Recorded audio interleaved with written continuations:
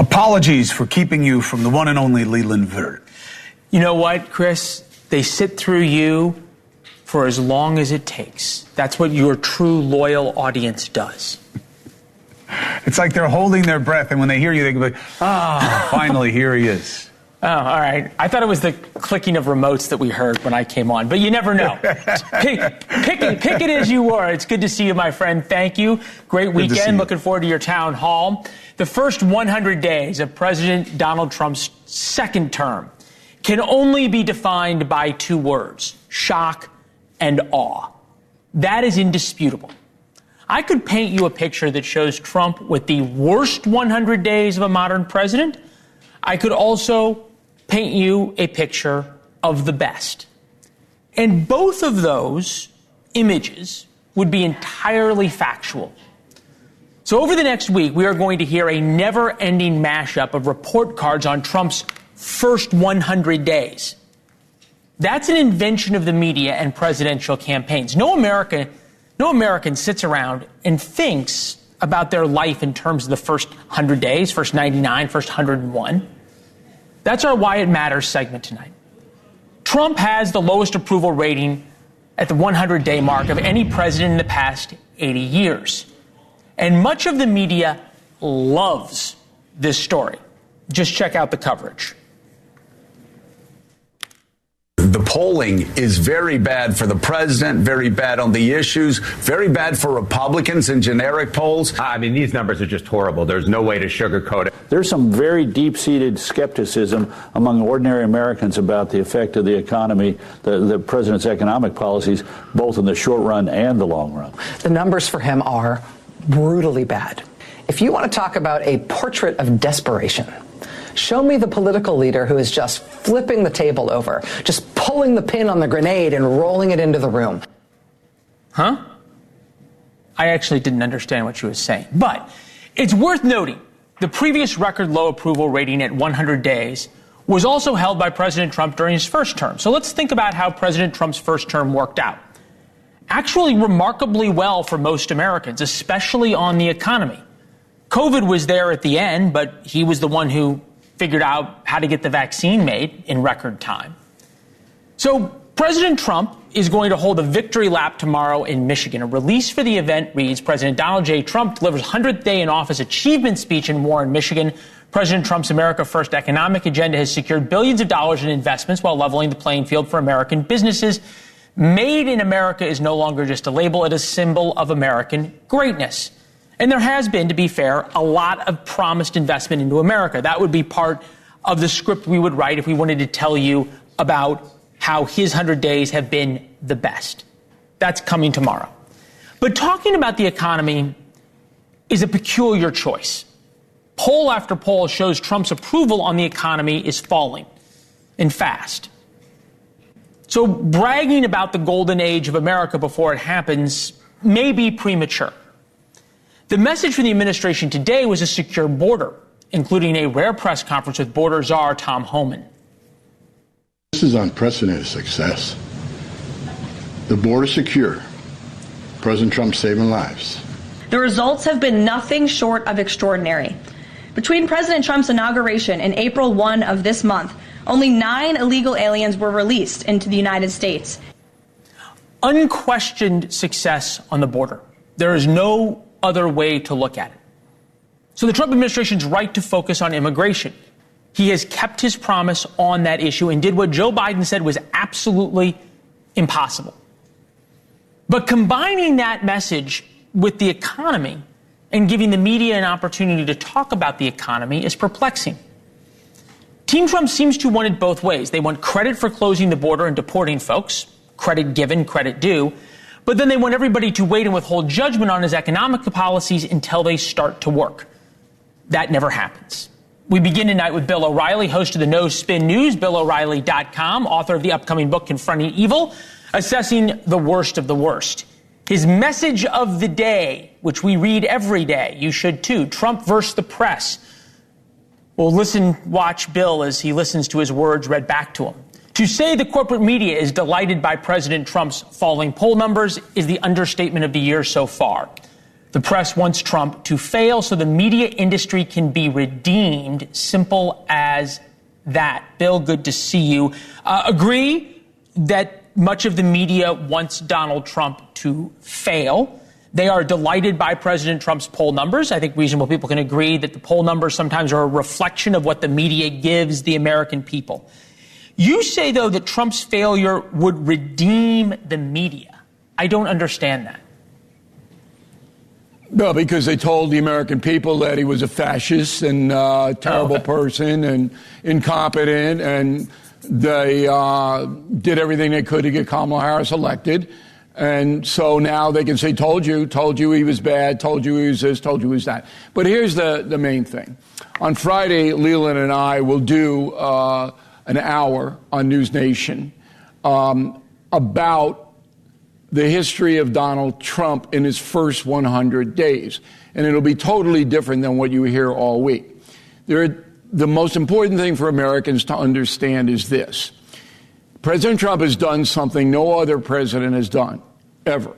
He's tried to change two fundamental parts of America, the liberal culture, DEI, and the economy. Now, for any human being to try to change ingrained economic policies and at the same time go after the politically correct woke brigades, it doesn't matter if it's 100 days or 1,000 days. That is some ambition. He has not achieved, because no human being could, the economic part of it. But Americans, as you rightly pointed out, they're interested in the moment. But here's why the polls are fragile. If the stock market goes up 1,000 points, 2,000 points in May, then what goes up as well, Leland? You're going to say the polls. And Scott Bessent, the Treasury Secretary, made that very same point with Martha Raddatz. Take a listen. When I look at some of the things that are being published, there was a story 10 days ago that said this is the worst April for the stock market since the Great Depression. 10 days later, the NASDAQ is now up on the month of April, and I haven't seen a story that says, "Oh, stock market has biggest bounce back ever." So it certainly has gone back and forth. I think a lot of this is media driven. Bill, I remember during the Biden administration when the Biden administration's big complaint about the economy was, quote unquote, how the media covers it, that they're not getting enough credit. This sounds an awful lot like the same talking point. But it's not true. So with all due respect to the Treasury Secretary, the media isn't causing the panic on stocks. Paper is. You can read your statement. And the stock market went down in a horrifying manner, and no one was prepared for it. But isn't that Trump's fault? Shock. Isn't that his fault for not knowing what anyone could tell you that it was going to go down when you put in these massive tariffs? You were going to charge this economic stock and not explaining to the American people, A, what was going to happen, B, why, and C, maybe sort of put in some safeguards and some stockpiles and be more selective in how he began this major revamp. I think President Trump was caught by surprise in the markets, and he pivoted fast. Yeah. What's Bessent told him, you got to, because the U.S. dollar and the bonds and everything else, and he did. But I don't think he anticipated the stock market falling the way it did. But people have a right to be fearful. It's not the media that's driving the fear. It's people's hard-earned money declining on paper. But it's not ingrained. It isn't like Joe Biden, who was a failure from top to bottom, and nothing was ever going to get better under Joe Biden because he didn't confront the problems. He ignored them entirely.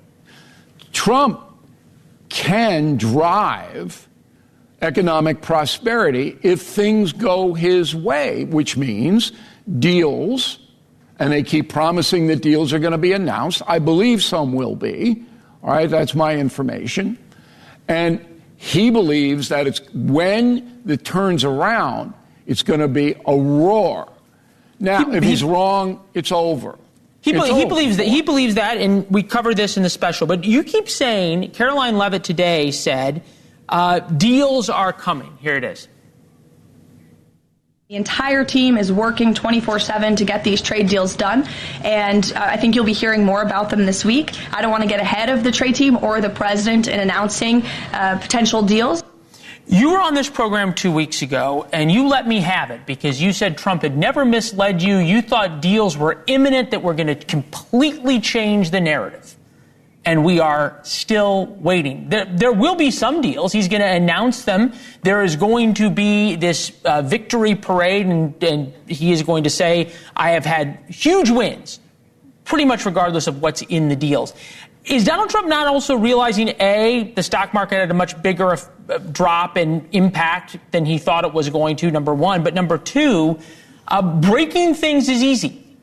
Actually negotiating trade deals with Japan, South Korea, Vietnam, and India that are meaningful is a lot harder and does not work in a cable news timeline. It's true, but I don't think that they're dumb and stupid. And if Ms. Levitt is going to come out and smile and say some deals are going to be announced, I think they'll be announced. I mean, because if they're not, then they lose all credibility. And they're just not dumb people. Trump wants Well, they've been known to throw things out that are but that's what they call hyperbole. This is policy. And Trump believes that this tariff stuff is going to turn it around so that the United States isn't sending $1 trillion a year out of here. That's what we have a $1 trillion trade deficit. And he's appalled by it. No, and it's something he's talked about since the 80s. Set your DVRs. President Trump's first 100 days of his second term, Friday, 9 p.m. Eastern. Are you better off? Two guys who look pretty good together on TV there. You obviously have the town hall with Cuomo coming up on Wednesday. Huge night for NewsNation with President Trump. Tell me why the first 100 days, this measuring stick that everybody seems to want to use, I'll give you the last 30 seconds, why it matters. Because presidents should be held to account. And you should get an honest appraisal of the first 100 days. Why not? And we'll do that in the town hall because President Trump himself is going to be leading off the show. And I'm going to be interviewing him, and so is Cuomo. And we're going to get information from him about the things that we're talking about here. We'll talk about on Friday. We'll get his point of view. I don't think he's going to do the hyperbole thing with me. I don't think so. It's going to be very straightforward. And it's important that the American people don't panic. I understand the fear. It's natural. Yep. All right? But you've got to see the bigger picture. Here's a president like Teddy Roosevelt. Teddy Roosevelt was the only other one that went took on after the capitalistic system. That's right. And this is number two. And you're right. It is very difficult to do this. And he's rolling the dice on his legacy, Donald Trump. All right. Bill, reports on the first 100 days of Donald Trump's legacy throughout the week on NewsNation. Good to see you. See you throughout the week. Bill, always a pleasure. Thank you. This is something that Bill O'Reilly would have covered on the old O'Reilly Factor. A liberal prosecutor in Minnesota wants race-based criminal prosecutions. You heard what I said right. Race-based criminal prosecutions. Dean Phillips will tell us why some on the left continue to tear their party apart. And they are MAGA women. One might say, hear them roar. But are some of Trump's cabinet members going a little too far when it comes to playing for the cameras? Here we are with Marco and Brian today. They're letting me roll with them. We're going to go out and pick up somebody who I think has got charges of human trafficking.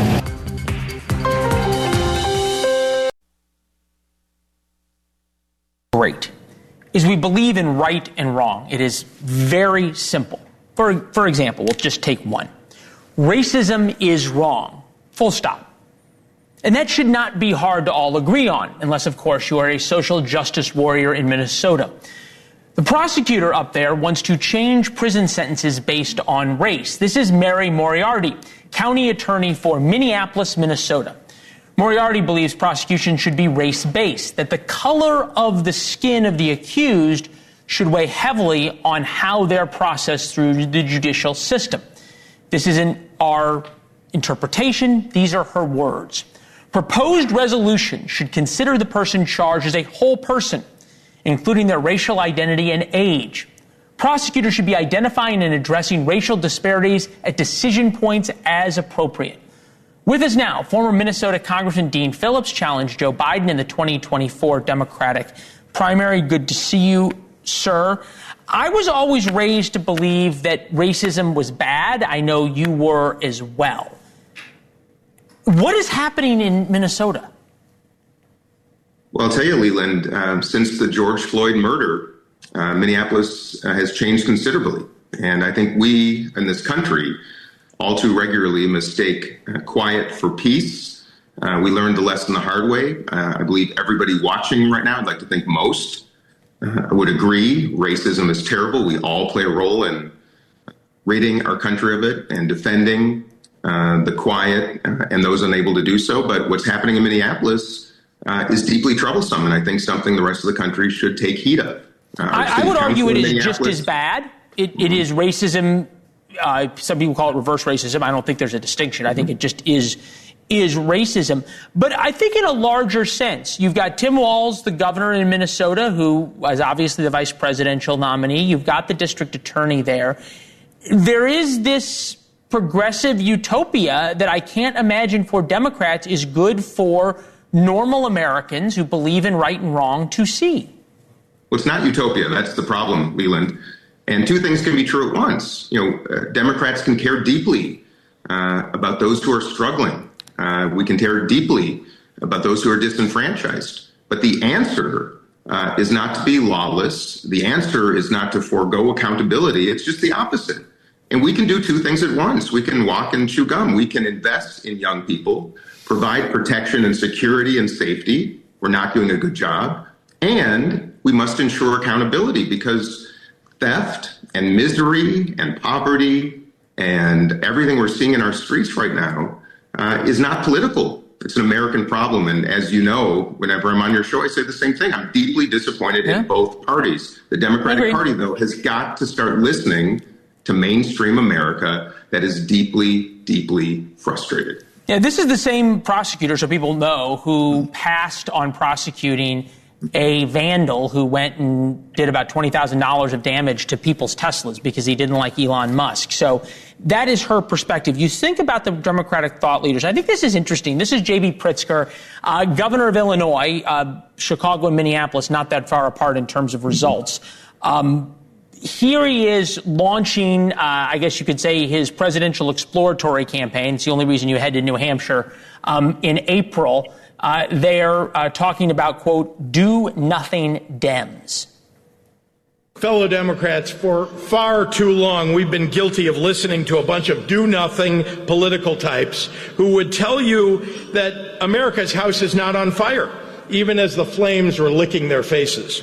Those same do-nothing Democrats want to blame our losses on our defense of black people, of trans kids, of immigrants, instead of their own lack of guts and gumption. This is what I'm confused by. Guts and gumption to do what? I got to tell you, Leland, when I see that clip, my first reaction is, first of all, I'm a fan of Governor Pritzker. I just wish he would have taken my call in mid-2023 when I called to encourage him to jump into the primary against Joe Biden, because we were never going to win that race. So when he and so many others in this band are complaining about the do-nothing Democrats, I wish they had done something, when we had time. And that's what my entire campaign was about, to wake the darn party up at a time we were sleepwalking into disaster. So I have to say, I take all of these little missives and speeches and rallies with a little grain of salt, because they were all quiet when it really mattered. Well, and you would know, because I was with you in New Hampshire when you were running for president against a party that was really trying to stop you. One more from Pritzker, because I think this is important, the road he is going to. Here he is moments ago on MSNBC. The dangers that we saw in Nazi Germany, especially in the earliest days of Nazi Germany, are the dangers that we need to react to now. If we don't, things will get much, much worse. It appears as though he didn't learn either, that you got to be for something. You can't just sit around and compare Donald Trump to Hitler and therefore 80 million people who voted for him to Nazis. Leland, I'm just dumbfounded because to be a Jewish American... Well, you said you like J.B. Pritzker, so that's why I played you the clip. Well, I do, but I'm deeply troubled by a lot of people I like who, when push comes to shove, are not showing the courage and the gumption and the authenticity I think that's necessary. They're so damn focused on self-preservation, not principle. As it relates to what he just said, I got to tell you, the far left has an anti-Semitism problem. So anybody who's worried about Nazi Germany right now better take a look at both corners of the political spectrum. And I'm just getting sick and tired, and I think I speak for most Americans, where I'm really tired of politicians stoking up anger and resentment and division without a solution and not standing for something. Resistance is relative, Leland, and it's one thing to argue and protest. It's another to have an alternative path. And I'm telling you, good place to leave it. The party is wayward. Good place to leave it. I think we can both agree that Minnesota and Chicago are not exactly exemplary ideas of what democratic politics can lead to. But that's for another time. Congressman, it's good to see you as always. Thank you for being with us. Always, Leland. Something happened this weekend that we did not know was possible. This weekend was White House Correspondents' Weekend in Washington. I did not attend Nerd Prom. But there was this one thing that happened that is worth noting. Someone told the truth. And it was our friend Alex Thompson of Axios. He gave his acceptance speech for the Aldo Beckman Award for Overall Excellence in White House Coverage. He was the one reporter who was leading the charge and actually investigating the story that Dean Phillips just talked about Joe Biden's health. Exclusive after exclusive after exclusive. And he caught an awful lot of heat for it. But he did it. It was just good reporting. And then last night, myself included, missed a lot of this story. And some people trust us less because of it. We bear some responsibility for faith in the media being at such lows.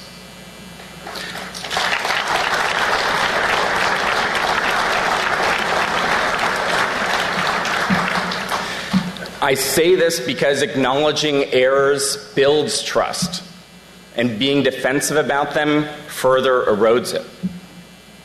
We should have done better. And just a very small spattering of applause when he said that. Most important thing that has been said at a White House Correspondents' Dinner since Barack Obama made fun of Donald Trump and got Trump to run for president. It was unbelievable what was said, and nobody cared. This show, I bet, is the only place you will see it.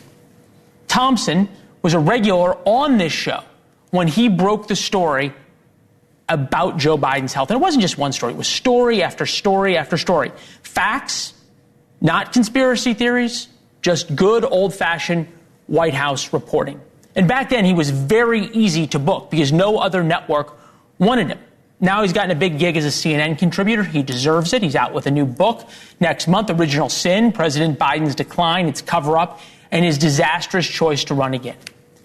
The rest of the White House Correspondents' Dinner, no surprise, was filled of self-congratulations and self-importance. You can read all about Nerd Prom somewhere else. I wasn't there. But we just wanted to give you sort of an idea, a sense of it, how different it was from what Alex Thompson said, what makes Alex so special. The White House Correspondents Association President Eugene Daniels proclaimed, "We are not the enemy of the estate," while begging for relevancy.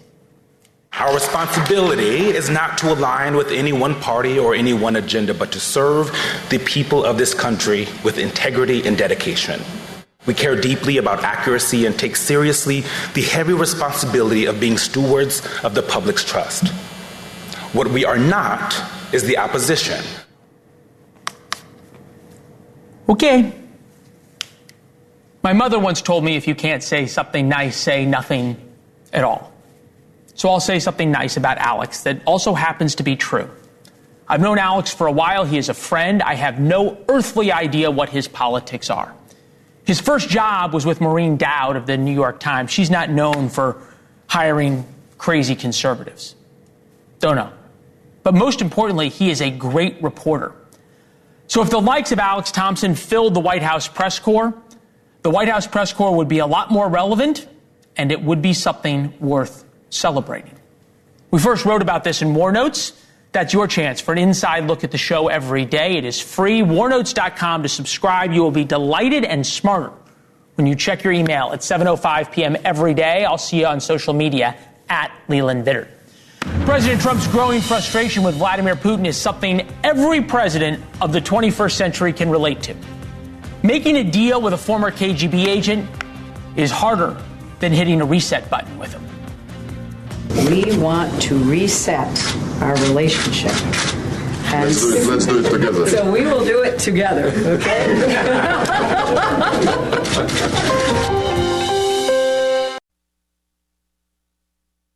Wants to believe that Putin is a reasonable man. And Putin's taking advantage of that. I believe that, and I'm speculation now, okay? Because Putin's evil. And I'm writing about this extensively, as you know, in Confronting Evil, be out in September. But Trump wants to believe that he can reason with Putin to stop this mass murder, which leads nowhere, in Ukraine. And Putin was leading him on to say, yeah, I'll be reasonable. Bill O'Reilly from our special this Friday about Trump's first 100 days, case in point. Putin's latest PR stunt. Live pictures of Moscow, currently 4:36 a.m. Vladimir Putin has announced his plan for a 3-day timeout next month. Yes, it is 4:30 in Moscow, but that's how bright it is at 4:30 in the middle of April in Moscow. This timeout ceasefire by Putin would totally sidestep the peace plan President Trump is trying to put in place to end the war in Ukraine. Putin's proposal comes just 2 days after Trump met with Ukrainian President Vladimir Zelensky during a break at the Pope's funeral. So now for the Kremlin's demand: international recognition of Crimea and 4 other regions as Russian territory.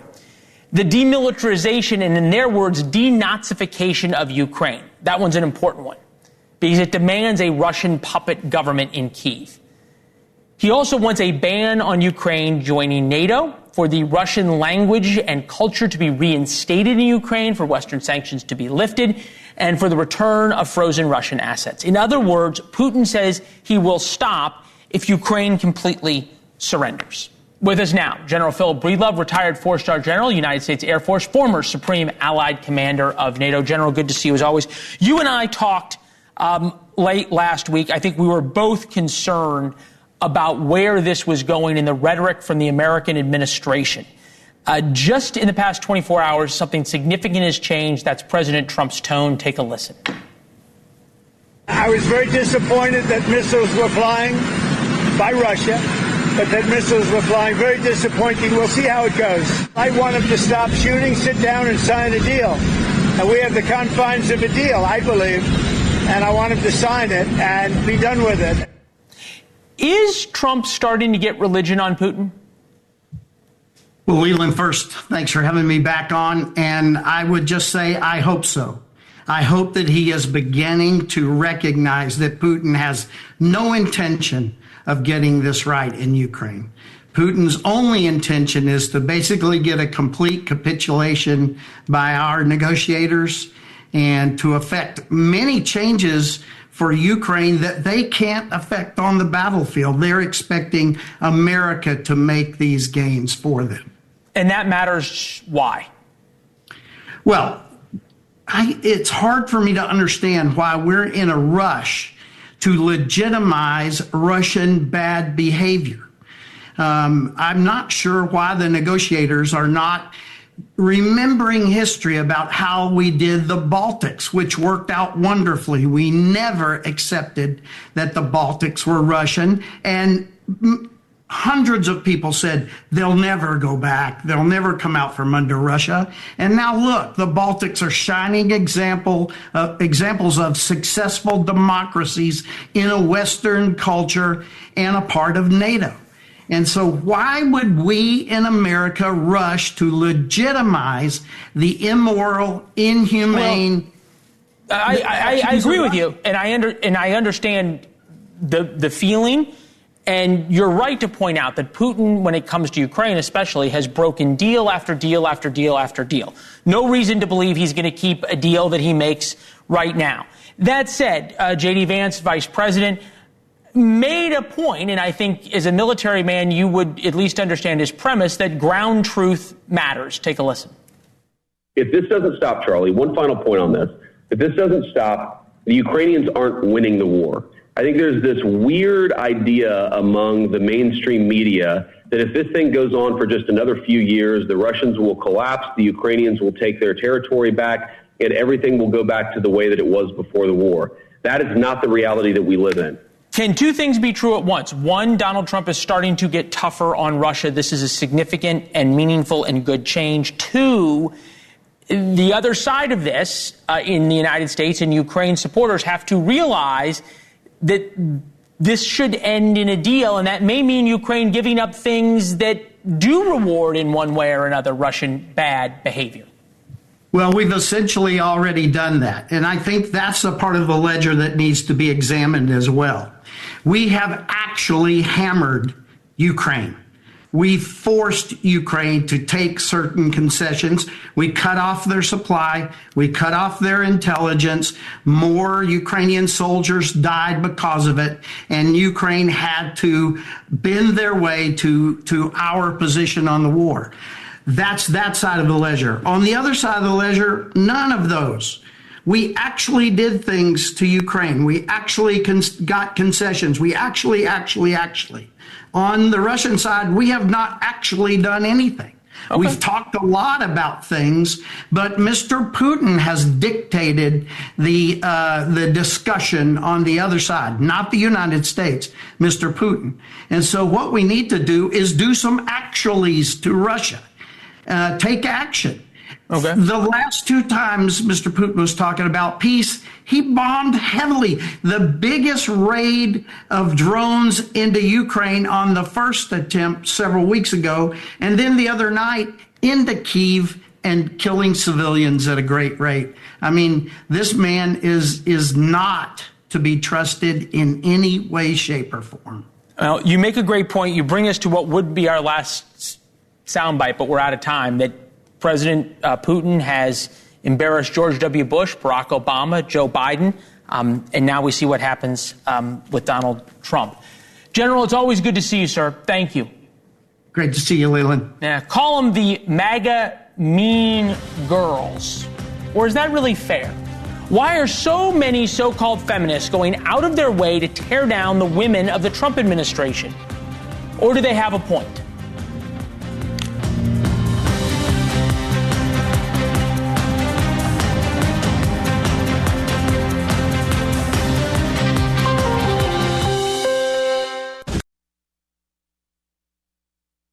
You can't believe it's true. You think you're being punked.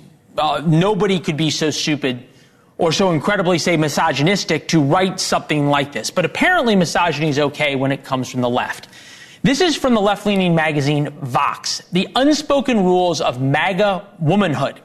White House spokesman Caroline Leavitt, Homeland Security Secretary Kristi Noem are currently embodying two different visions of MAGA femininity, each having selected a different path to the same goal: figure out how to wield power on behalf of and stay in the good graces of Donald Trump. They're each walking a perilous tightrope, staking their careers and reputations on the furthering of the political goals of a man and movement that implicitly promises to send them straight back to the kitchen.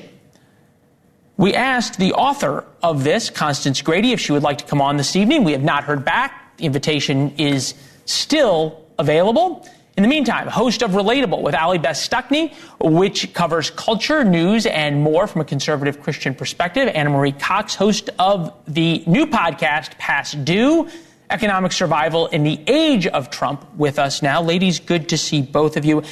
Allie Beth, were you as surprised as I was when I read this? No, not at all. This comes from Vox, and we've seen this a lot from the left. We saw this with Sarah Sanders. We've seen this with conservative women, of course, even before the Trump administration. It is, when it comes to feminism, it is rules for thee, but not for me. And so they can slander their looks. They can criticize their motherhood. They can go as low as it gets when it comes to their critiques and their criticisms of the women in the Trump administration. But if you level any kind of criticism towards people on their side, all of a sudden that's misogyny. Anna Marie, it almost reminds me that these hits, like what Larry David said about comedy, if you have to use a curse word, you're not that good at it. It sort of seems like this. If this is what you have against Kristi Noem and Caroline Leavitt, God, there's a lot of things that are real to hit them on that you're not that good if you're hitting them on whether or not they're good mothers. I tend to agree that my bigger problem with Kristi Noem posing in front of people who have been dragged out of the country illegally and without due process is the people behind her that were taken out of the country without due process. The fact that she was posing in front of them, no matter what she was wearing, is kind of gross. But I don't really have a problem with what she was wearing. I do want to say, kind of in defense of the article, is that I don't think it was savagely mocking these women so much as trying to have kind of a aesthetic critique of them. And I think in that one little bit you read, the biggest thing in there that I could say was a criticism or sarcasm or misogyny is pointing out that the Trump administration has policies that the article put kind of, sarcastically would send women back to the kitchen, right? And I don't think that that's precisely true, although we have heard from this administration about, promoting like motherhood, and not just motherhood, but actually having children. They want women to have more children. So there is like something there. I'm lost as to how that puts to sending women back to the kitchen. Yeah. And also I think that it's just kind of fancy phrasing. We're talking about semantics here. If we're saying that it's an aesthetic critique and not just slamming them for their looks or for their makeup or for their hairstyle, that's just a sophisticated, more academic way of saying that someone looks bad or looks trashy, which is basically what the article is doing, I think. Now, when it comes to motherhood, of course we want our government to be promoting motherhood. We want them to be promoting having more children in very healthy ways. We need more children. We need more marriage. We need more stable families. We are literally looking at societal agreed collapse. on that, and the bashing rather than celebrating, I think, of women. You talk about